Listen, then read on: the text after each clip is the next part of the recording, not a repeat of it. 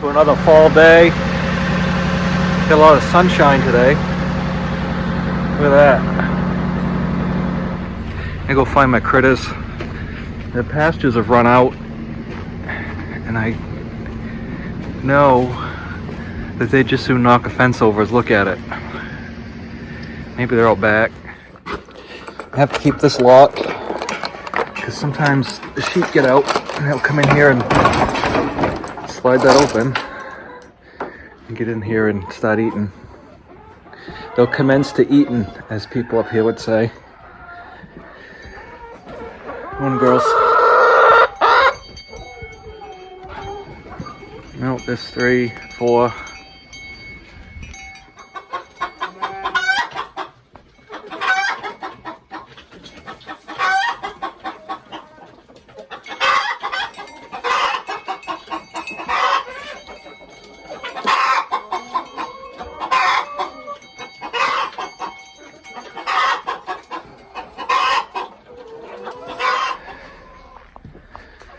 There's plenty of food. Let's go catch some rats.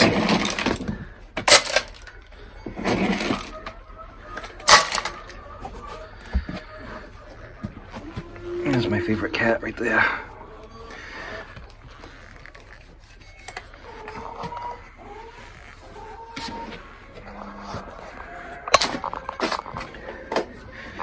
I like the idea of grass-fed animals in theory, but when it gets cold, I like to give them grain because they need the energy.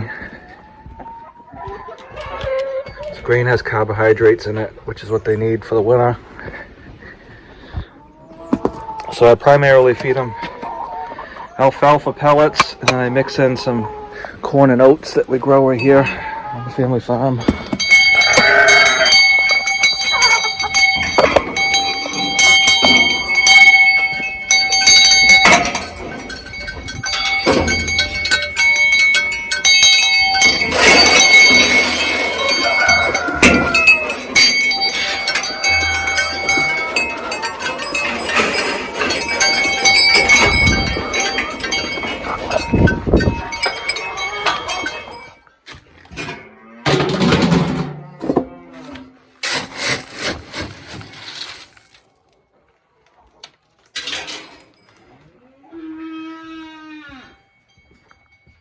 Once my brother-in-law starts combining corn and oats, we'll go over and watch him do that for a bit, and then they dry the grain and put it in the silo. So we'll watch that too.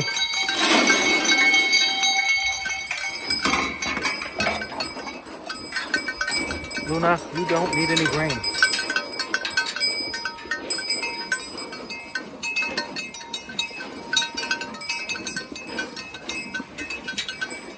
This is just alfalfa pellets.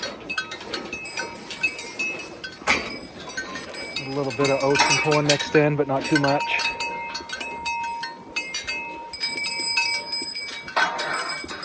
It's supposed to rain like heck tomorrow, which that's kind of a bummer.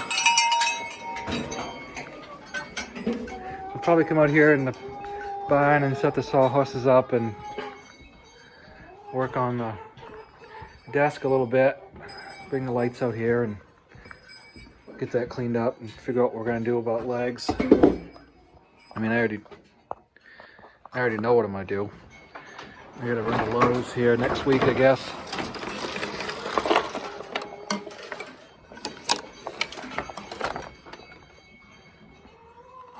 Like that.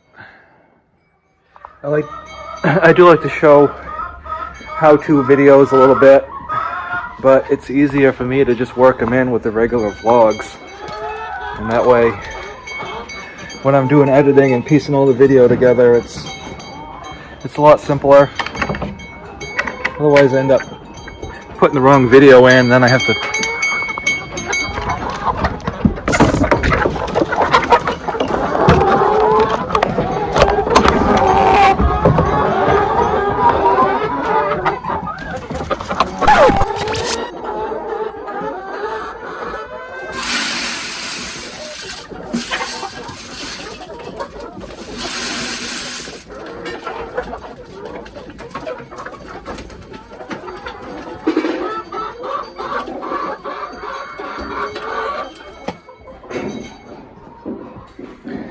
You guys are out, so that must mean there's a chicken in.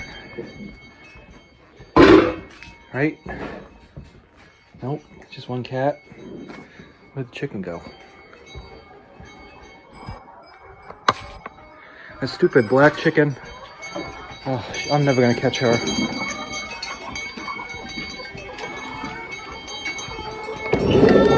Of course, you open it up like this, and they all think it's a free-for-all, so you can't do that.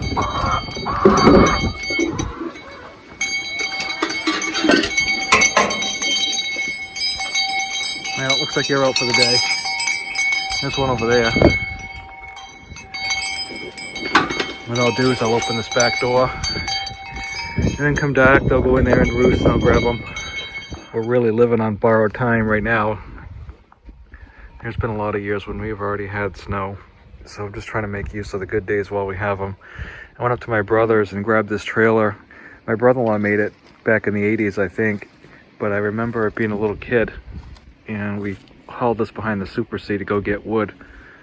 My brother would drive, and my father and I would stand on the drawbar of the tractor and we'd go fill this thing up.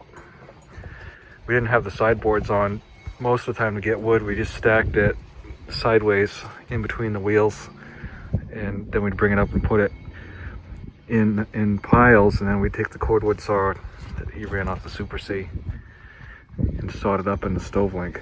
So we'd cut it, load it on the trailer, bring it up, stack it in a big pile, saw rig, cut it up, put it in a pickup truck, haul it down to the house, throw it in the cellar, stack it. It was a lot of work. But anyway, I wanted this trailer because I had a lot of memories using this trailer. When my brother was in high school and in college, he had an old 46 Ford truck with a wooden flatbed on the back. And this chain, I don't remember where my brother said he got it, but he used this chain on the back of the truck. He had it screwed in one side, but then the way it hooks on this side is really interesting because it has this, it's almost like a cow stanchion chain. Same idea, but anyway, that's really cool. In the spring I'll bring it up and I'm going to put a PT, I'll use 5/4 and make a new floor for it. My brother had a sawmill and he used to have a conveyor that would take the sawdust from the mill and he'd load this, and then it'd go to another pile to bed the cows down with. He also used it for wood, but I have my McCormick trailer, but I won't haul anything in here other than like people or hay or something because I don't want to beat it up. It's in really good shape. And the last thing I hauled in it was hay, and I keep it underneath the barn here with the manure spreader most of the time. They come out for a little bit, get used, and then the manure spreader gets power washed and put back in. I had thought about putting the snowplow in one of these wheel horses, but I'm just going to leave them down here for the winter. I don't need them, so these will all just stay down here. The 112 I know will run. I can get that going in the spring. And then there's my wheel horse up there that I generally use. All things being considered, I've had Cub Cadet, I've had John Deere, I've had wheel horse, and I think personally that wheel horse made the best tractor. The drive system was easily accessed, the engine's easily accessed, everything is easy to maintain and get to. Hydraulic lift, not power steering, but hydrostatic drive. It's just an all-around great tractor. The only drawback I've had with this one, and all of them actually, is just the front end's kind of light, but I do have cast weights to go on the front. I've just got the hubcaps on at the moment. I'm just down here right now because I've been selling off some of this junk that I don't need. And I know I've got a magneto down here somewhere that somebody was interested in. I'm just trying to remember where I put it. It's down here somewhere. I have a problem with like picking things up and putting them down and then turn around and 3 seconds later I don't know what I just did with it. Like right here, that's a hydraulic pump for a Cub. Goes on the side and then the tubes come off the side of it. Toolbox I don't need. Got 2 hole planter units for a cub. One's over there. And there's some here. The cultivators are over there on a pallet. Maybe the whole thing's over there. I don't remember. See the fertilizer hopper. And I've got the latching bars for a cub plow. Some springs for a mower. Pan seat. A muffler that went on the Super C. Tucked up in there are pulleys for the Super C. Over there's a post for a cub seat. I have all these boxes of junk. Where's that stupid magneto? Ah, there it is over there. The story of this 212 is I bought it about 20 years ago. An old man had it and he passed away. His daughter sold it. It didn't have hardly any hours on it. The carburetor was messed up, so I rebuilt the carburetor. And I kept it for a little bit, and then when I moved, my brother got it, and it's been up there pretty much ever since. But I got it back this fall, and I had it running. I drove it down here. I got to clean the carburetor again, but it's got a hydraulic lift on it, and it's got the sleeve hitch. I've got a mower deck here. I've got the 80 cart. I've got a whole bunch of sleeve hitch attachments. I've got a York rake, 2 sets of cultivators. I got the field cultivator. I've got the tine cultivator. I used to have a one bottom sleeve hitch plow, but I sold it. And every time I sell something, like 2 years later, I wished I hadn't sold it. In another video, I was talking about I'm going to put the touch control temperature gauge on the Super A, if you want to call it that. And this is the part I need. Right there. I wouldn't say it's a full set of cultivators. It's definitely a half set for a cub there. It's mostly the rear part, but I do have some shovels. I have the C-tines mostly, but I do have the straight down ones. Somebody was asking me about the A-frame for a cub.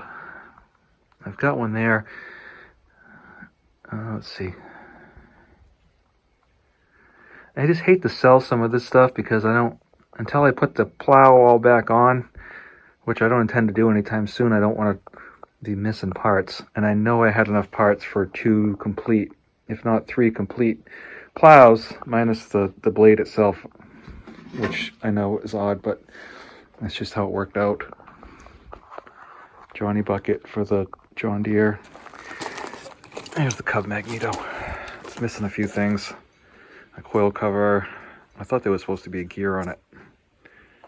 I don't remember without taking it all apart again. There's a gear on the tractor. Let's see, how does this go on there? It goes on like this. Like if you were facing the tractor and the front's to my right, it goes on like that. Because I've got the cover where my left hand is. I've rebuilt a few of these. Generally, it's the coil, which is what my index finger is touching. Obviously, the guts of it, you have to fix that too, but I've had pretty good luck fixing these. And there's my cub harrow, which I've thought about selling that, because, I mean, how many sets of harrows do I need? I've got 2 sets of fast hitch discs for the Super C200. I've got a set for the fast hitch for the cub. I have this one. There's the sleeve hitch Brindley cultivator right there. I think it's Brindley. And there's the York rake and the tiller for the John Deere. The mule drive for that tiller is actually on the tractor. If you don't have the mule drive, that tiller's junk. It's like the mule drive. I mean, I haven't priced this stuff on eBay in like literally 20 years. But the mule drive itself sold for the same price as just what you see there. Problem with most of this old stuff is, the owner died and the family wants to get rid of it. And so they sell it, and like half the stuff is missing, or it's hanging up in the shed somewhere, and it doesn't go with the machine or the attachment. And so a lot of this stuff is just no good without some pieces that are critical to the functionality of it. Put the 140 to bed. I took it up and got the trailer and then put it to bed for the winter. I've always loved cats. I mean, I love dogs too, but I've always had cats ever since I was little. Just wish they would not wreck your furniture. So my cats don't come inside. They're strictly outdoor cats. A lot of people are, you know, they're either a Ford or a Chevy guy, or they're a John Deere or an IH guy or a Kubota, whatever. I like them all as long as they work. I just mostly get what I'm used to, because something else, it feels, not only does it feel kind of weird to me, but I have parts and I know how to work on it, and I have the books. And like Cubs, Super C's, things like that, I have parts, I have the books, I have I've seen it before, you know. And so when you get into something else like a Ford or Massey Ferguson or whatever, it's not that I don't like it, it's just it's another whole different animal, you know. And like we've always had Ford trucks, but my brother has Chevys, and I've driven Chevys in the military, and I don't care, you know. I like them all as long as they work, like I said. But I just I get comfortable with one thing, and I think that's kind of what a lot of people are. And so I don't get angry, you know. People are like, oh, you should get this or that, and I'm like, I don't care, you can have whatever you want, you know, but don't crap on me, because I like red tractors. This hive on the right, they did a really good job of saving up food for the winter, and hopefully they'll be okay.